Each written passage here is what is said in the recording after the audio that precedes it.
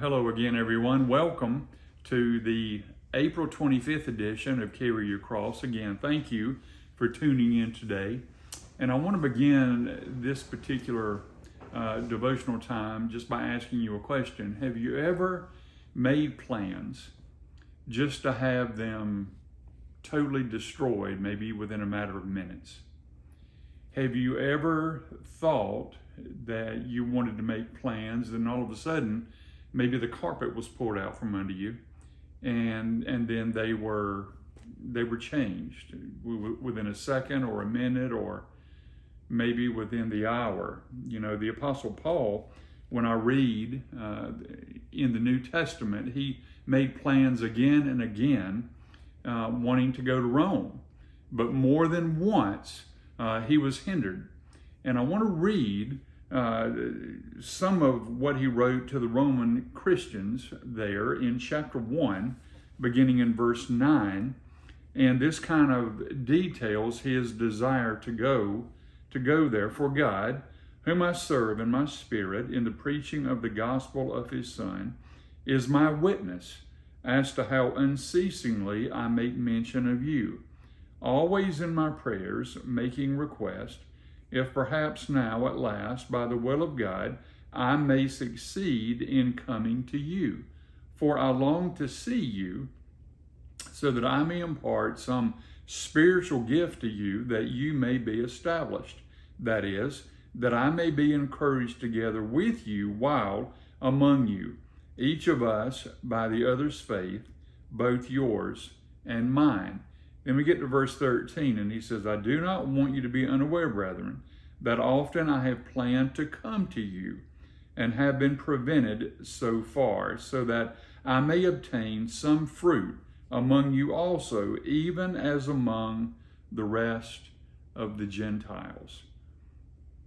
And if you have studied New Testament history, after writing these words, Paul attempted to go to Rome again. This time he was delayed for 4 years as a prisoner and ended up coming to Rome in chains. And you can read about his experience in coming to Rome in Acts chapter 28. Yet he was, through all of the delays, through all of the confusion, through all of the detours, still in the perfect will of God. And he was an illustration of what I think Solomon is writing about right here in the Old Testament book of Proverbs. Because in Proverbs 16:9, Solomon writes, the mind of man plans his way, but the Lord directs his steps. And rather than looking at changed plans as a negative, it is always a blessing to know that God loves us enough to have a plan for us. He has a plan for our lives. He has a plan for our families. He has a plan when we're going to work and when we're coming home and in the community and no matter where we go. He has a plan, an eternal plan for our lives, and he expects us to plan absolutely. But as we learn in James 4:15, if the Lord wills, we shall live and do this or that. So I just want to encourage you today. Don't be discouraged if your plans don't always materialize as you had hoped. Yield them all to God. And as James says, learn to say, if the Lord wills, I will do this or that. If this is God's will for my life to change my plans, then I'm going to be totally on board with that. Let the Lord direct your steps, because his delays can become your delights, and his detours can often lead to blessed destinations. So I read a quote from Larry Crabb this past week, and it was, our shattered dreams are never random. They are always a piece in a larger puzzle, a chapter in a larger story.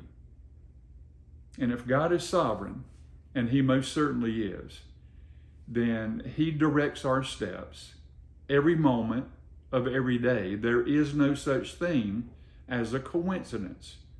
If God is ordering our steps, then nothing ever occurs to him changes come into our lives, and of course things occur to us on the spur of the moment, but nothing ever occurs to God. So if your plans are in the midst of being changed, or if your plans have changed from what they were originally, I pray that you will trust God in the midst of them, and you will continue to move forward, trusting that He knows best. He always knows best.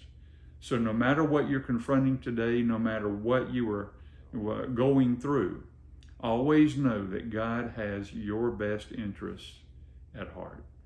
Until next time, this is Pastor Lane Collins right here at Mount Calvary Baptist Church. I bid you peace. Please know that I'm praying for you and your family, and I look forward to seeing you in the near future. God bless.